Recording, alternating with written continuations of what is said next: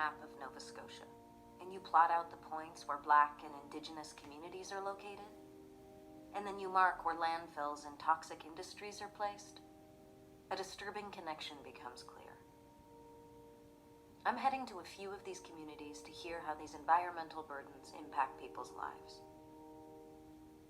The first place I'm going is the town of Shelburne, just about 20 minutes away from where some of my family's from. Seen by many as a lily-white coastal town, Shelburne County once had the highest population of freed Black people in North America. Their descendants now living mostly in the south end of Shelburne. But from the moment they settled here 250 years ago, Black citizens never received the same treatment as their white counterparts. A reality that they still face today. As a dump that was placed in the town in the 1940s continues to haunt residents in South Shelburne years after it was closed.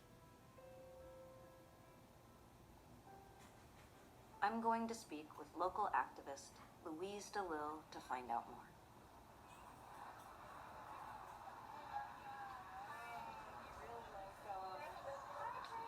That the Black Loyalists landed here, like I said, we were indentured.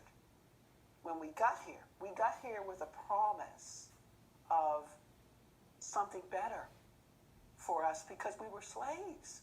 A lot of people coming through the Underground Railroad and people coming on ships into the harbor, and we're descendants of those people. And I feel very, very honored that I am part of that strong family of Black Loyalists.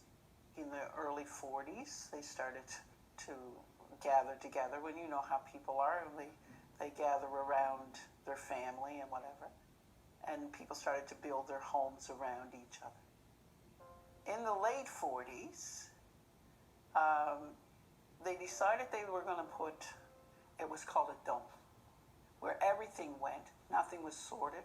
All the garbage from surrounding areas, Shelburne and Shelburne municipality, all went there. There was things like garbage from the hospital, in other words, there would be body parts probably. There were things from the Navy base that we don't know what was dumped there. Things from the shipyards like paint and oil. There were old cars. There was food from stores. There were animals dumped there, like dead animals. There was anything and everything was dumped on that dump. Rid of it because it was like a mountain of garbage. So they'd set it afire. And that would burn for days and days on end. And the smell would be horrendous. And the smoke would cover you. You couldn't open your windows. I remember that someone would say, oh, the dump's afire. First thing, the seagulls would start yelling really loud. And they would be gone. And then the smoke would be just like a black cloud. And then the soot, when it started to die down or it started to rain, the soot would be all over everything. I remember getting up and going to school in the morning, and we'd be lucky if we got to school without smelling like we'd been in some kind of chemical warfare. And then get to school and then have the teacher say, did you wash this morning? It was horrible. We have been drinking water from brooks and wells that are in this community for generations. Who knows when that dump has leached into our wells? Who knows? When you're talking about how environmental racism has affected this community, it's killing us. We didn't put that there. Our families didn't ask for that.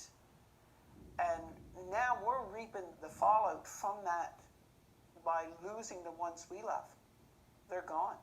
Like you know, there's so much cancer in our community, and people will say, oh, there's cancer everywhere. But in this area, we have one of the highest rates of multiple myeloma. People dying from it in this area. Why? It's from the dump. My mother is there. That's her sitting there. This is where, in our yard. But that's me with my braids. Cute. Where were you in the 7? Were you Oldest. That's my brother Robert. Robert here, right here. That's the one that him and who passed away with cancer. And that's my sister Babe, who has multiple myeloma, and my youngest brother Frank. That's us. That's my uncle who just passed away recently with cancer. 2 years ago, he passed away. After my father passed away of cancer, he sort of stepped up and was the father figure. But they're gone.